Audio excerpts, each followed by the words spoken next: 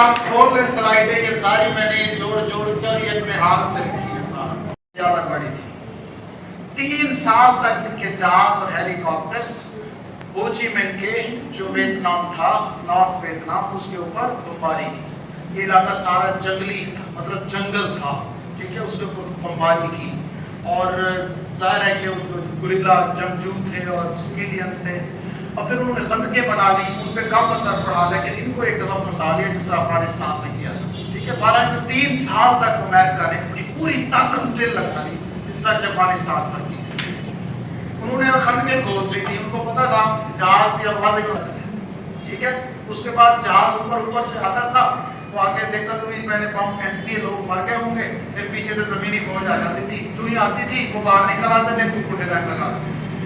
تو ان کی جنگ کی ٹیکنیک بہت اسٹرانگ تھی. اس کے آگے بے بس ہو گئے، تقریباً 5 لاکھ فوج بے بس ہو گئی اس عوام کے آگے ویتنام. ٹھیک ہے، آگے چلیں. اب جب اس 3 سال تک اس کا کوئی بس نہ چلا تو پھر اس نے مزید کیمیکلز پھینکنے کی اجازت طلب کی. ٹھیک ہے، اپنی کانگریس.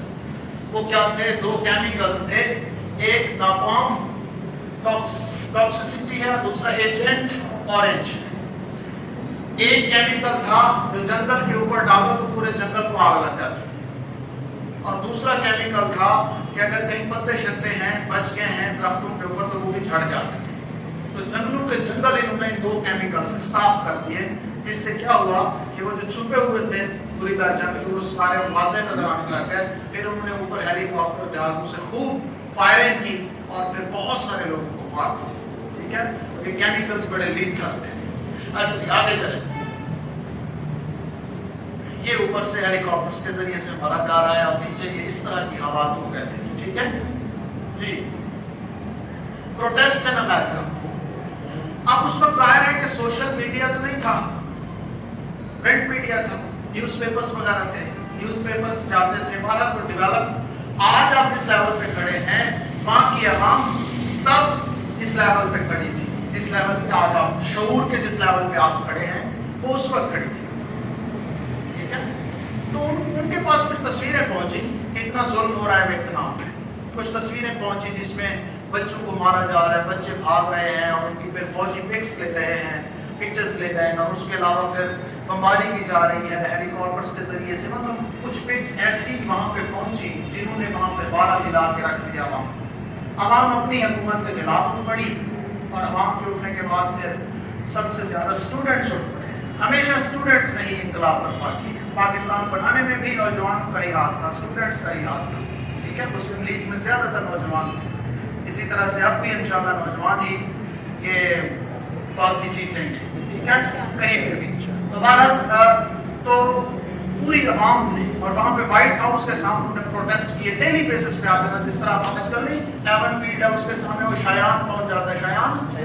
ہاں، اسی طرح سے وائٹ ہاؤس کے سامنے روزانہ وہاں پہنچ جاتی تھی اور کہتی تھی کہ جب آپ ویتنام میں کیوں لڑ رہے ہو، تمہارا کیا کام ہے وہاں. تو بہرحال انہوں نے گھٹنے ٹکوا دیے. اس چیز کا فائدہ دیکھیں، ایک حکومت ہوتی ہے، ایک اپوزیشن ہوتی ہے. تو امریکن حکومت اس وقت کوئی کسی اور کی تھی، رچرڈ نکسن اس وقت اپوزیشن لیڈر تھا. اس نے اس چیز کا فائدہ اٹھایا، وہ کہ عوام کے پاس تقریریں کی، جلسے کیے اور کہنے لگا کہ میں وعدہ کرتا ہوں اگر ابھی 1969 کے ووٹوں میں آپ مجھے الیکشنز میں جتواتے ہو تو ویتنام بات ختم ہوگی اور فوج ساری واپس بلوا. 1969 میں الیکشن ہوئے اور وہ جیت گیا. اس کے بعد پھر پالیسی بننا شروع ہو گئی. آگے چلیں تھوڑا سا. جنگ کی خبریں دنیا تک پہنچ رہی تھی. کوئی دردناک تصاویر نہ صرف باقی دنیا بلکہ امریکی عوام نے بھی دیکھی، جس کے بعد امریکی عوام نے زبردست احتجاجی مظاہرے کیے اور وائٹ ہاؤس کے سامنے شدید احتجاج ہوتا رہا. ٹھیک ہے، وہ جو باقاعدہ بمباری کرتے تھے اور گھروں سے لوگ باہر نکلتے تھے تو ظاہر ہے اس میں. آگے چلیں. اچھا جی، یہ دیکھیں وہ بیچارے گھروں سے باہر نکل رہے ہیں، رو رہے ہیں، وہ اپنے فوٹوگراف بنا رہے ہیں، پکس بنا رہے ہیں. یہ عوام باہر نکل آئی اور انہوں نے کہا کہ get out of Vietnam, Vietnam سے باہر نکلو، تمہارا کیا کام ہے. یہ کچھ پکچرز ہیں، آگے چلیں. یہ کچھ پکچرز ہیں، یہ کچھ پکچرز ہیں. یہ وہ ہماری تراشے تھے جو لوگوں نے باقاعدہ پروٹیسٹ کے دوران اپنے جو پلے کارڈز تھے ان کے اوپر لگائے تھے. نیکسٹ. یہ بوچی بن صاحب ہیں اور یہ بچوں کے ساتھ اس وقت عوام میں گھل مل کے گوریلا جنگ لڑ رہے تھے اور اپنے ویتنام کو ایک کمیونسٹ یونائٹڈ کمیونسٹ بنانا چاہ رہے تھے. ٹھیک ہے, یہ کس کی تصویر تھی؟ یہاں پہ بھی کوئی تھی. آگے چلیں. 1968 میں اخبارات میں ایک خطرناک بات سامنے آئی. امریکی فوج نے ایک آپریشن سر انجام دیا جس کا نام میلے مساکر تھا. میلے مساکر انگلش میں ہے, ٹھیک ہے, یاد رکھیے گا. جس میں ایک گاؤں کو چاروں طرف سے گھیر کے جلا دیا گیا, جس میں سینکڑوں سویلین لوگ زندہ جل گئے اور جو باقی بچ گئے ان کو بھی مار دیا گیا. پورے امریکہ میں طلبہ و طالبات بھی اپنی حکومت کے خلاف سخت رد عمل دیا. تو یہ بھی ایک واقعہ تھا جس کو آپ یاد رکھنا ہے, جس نے طلبہ طالبات کو مزید اکسایا, جس سے رد عمل سامنے آیا. یہ ویتنام وار کی سٹوری. آگے چلیں. اب 1968 میں یہ ہے جی میلے مساکر, میلے. اچھا 1968 میں یہ اس میں سے ایک تصویر بھی ہے کہ اس گاؤں کو جس طرح سے جلایا گیا. تو یہ خاتون بچہ اٹھا کے باہر نکل رہی ہے اور یہ تصویریں بھی گاؤں میں. آگے چلیں. اچھا یہ پروٹیسٹ ہے اسٹوڈنٹس کی طرف سے. نیکسٹ, عوامی رد عمل کا فائدہ اپوزیشن لیڈر رچرڈ نکسن نے اٹھایا اور اعلان کیا کہ اگر انتخابات میں مجھے چنا جائے تو میں اس جنگ کو ختم کر دوں گا. ٹھیک ہے, رچرڈ نکسن. یہ رچرڈ نکسن نظر نہیں آ رہے ہیں؟ چلیں آگے چلتے ہیں. اچھا 1969 میں رچرڈ نکسن جیت گئے اور انہوں نے اپنی جو پالیسی بنائی تھی ان میں سے ایک پالیسی جو ہے ویتنامائزیشن. ٹھیک ہے, کہ ویتنام کو ہم خصوصی ویلیو دیں گے اور ویتنام سے اپنی فوج واپس نکالیں گے, جو انہوں نے وعدہ کیا تھا. اس کے اوپر چلنا شروع کر دیا. 1969 میں کیا.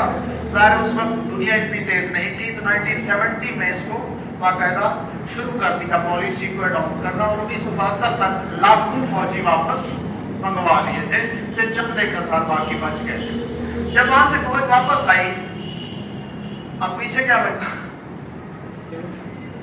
جب یہاں سے فوج نکلی تھی تو ادھر جو لوگ اتنے عرصے سے لڑ رہے تھے وہ تو لڑائی سیش کر رہے تھے. اب انہوں نے ادھر والے جو لوگ تھے یا ادھر تھوڑی سی فوج بچی تھی ان کے ساتھ لڑنا شروع کر دیا. ٹھیک ہے, لیکن اس سے پہلے ایگریمنٹ دیکھتے ہیں. آگے چلیں. پالیسی کے مطابق 1970 سے 72 لاکھوں فوجی ویتنام سے واپس بلا لیے گئے. چند ہزار فوجی بچ گئے تھے. حالات کو بہتر کرنے کے رچرڈ نکسن نے شمالی ویتنام کو ایک مشہور ایگریمنٹ پیرس پیس ایکارڈ, ٹھیک ہے, پیرس پیس ایکارڈ, جو کہ وہاں پہ لکھا ہوا بھی ہے اوپن بورڈز میں, آپ لکھیے لائیو بھی ہوں گے. ٹھیک ہے, پیرس پیس ایکارڈ کے نام سے ایک اگریمنٹ سائن کرنا چاہا کہ بھئی دیکھیں میں تو فوجیں واپس بلا رہا ہوں, اب آپ ایک اگریمنٹ سائن کریں کہ ہم فوجیں واپس بلائیں گے اور آپ لوگ آپس میں لڑنا بند کر دیں. ٹھیک ہے, تاکہ جنگ ختم ہو. یہ اگریمنٹ ہوا اور اس اگریمنٹ پہ بٹھایا کہ دونوں کو, اور امریکہ بہادر بھی بیٹھا. لیکن کیسے رک سکتا تھا؟ ایک دشمن پہلے آپ کو مار کے جب ہار کے جائے پھر وہ دشمن آپ کو کہے کہ یار اللہ حافظ اپنا خیال رکھیے, اتنے سالہ میں مارتا رہا ہے, اب میں کہتا ہے کہ مجھے نہ بھی خیال رکھیے اور اپنا بھی خیال رکھیے تو میں پھر آؤں گا. ٹھیک ہے. اچھا جی, تو یہ مشہور ایگریمنٹ پیرس پیس ایکارڈ یہ رچرڈ نکسن نے کروایا تھا فوج واپس بلانے اور نارتھ اور ساؤتھ ویتنام کے آپس میں بہتر تعلقات کے لیے. نیکسٹ چلیں. پیرس میں اس معاہدے کے تحت امریکہ نے اپنی ساری فوج ویتنام سے واپس بلا دی اور شمالی اور جنوبی ویتنام کو بھی جنگ بندی کا حکم دیا. یہ کب کی بات ہے؟ 27 جنوری 1973 کی. یہ آپ کو یاد رکھنا ہے. پیرس میں, فرانس کے شہر پیرس میں اگریمنٹ ہوا. ٹھیک ہے, اس کو پیرس ایکارڈ کہا جاتا ہے اور اس کی ڈیٹ یہ ہے. ٹھیک ہے, نیکسٹ چلیں. ناظم کیا ہوا؟ سیاست امریکہ میں 4 سال بعد الیکشن ہوتا ہے. 1990 میں یہ بنا ہے, تب نہیں کروایا, جب نیا الیکشن ہونے والا ہے تب کروا رہا ہے تاکہ پھر بن سکے. ہمیشہ یہی کرتا. اب ڈونلڈ ٹرمپ نے کیا دیکھا, اس نے کہا کہ اس وقت پوری دنیا میں عمران خان ہے, انہوں نے عمران خان جناب پہ ووٹ کرنا شروع کر دیا. اچھا جی آگے چلیں. Vietnam beggars can't be chosen. اب فوج تو چلی گئی, اب ویتنام آپس میں لڑے گا اور لڑ کے جو جس کا پلڑا بھاری ہوگا وہ جیتے گا اور ویتنام ایک ہو جائے گا. ٹھیک ہے, آگے چلیں. پیرس معاہدے کے باوجود شمالی اور جنوبی ویتنام مزید 2 سال تک لڑتے رہے. फौज चली गई, आपस में लड़ते रहे। वो चाहते थे कि तुसी कम्युनिस्ट बन जाओ, वो चाहते तुसी कैपिटलिस्ट बन जाओ, ठीक है।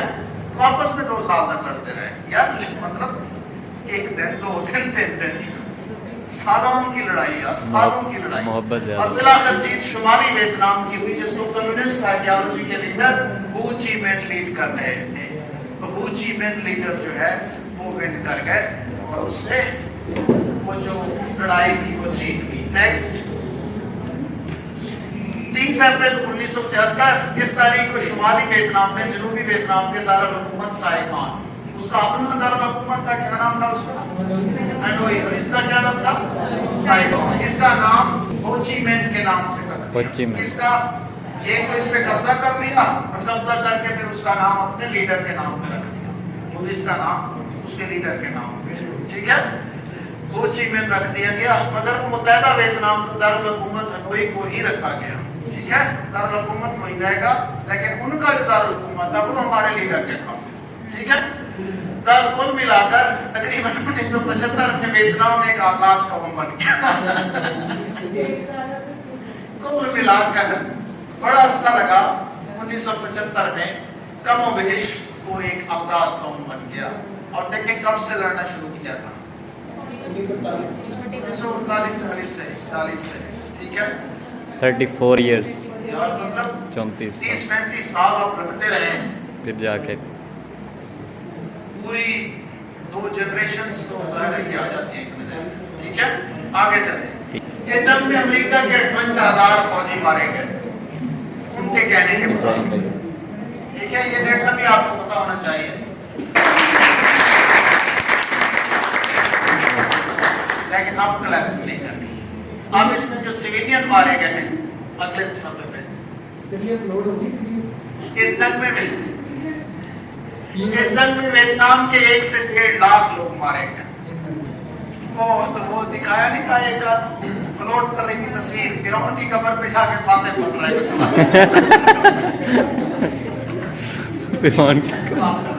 कमाल हो गई वैसे।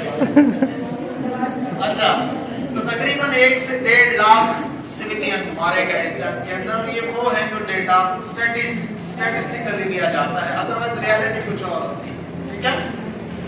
आगे जी नतीजा नतीजा नतीजा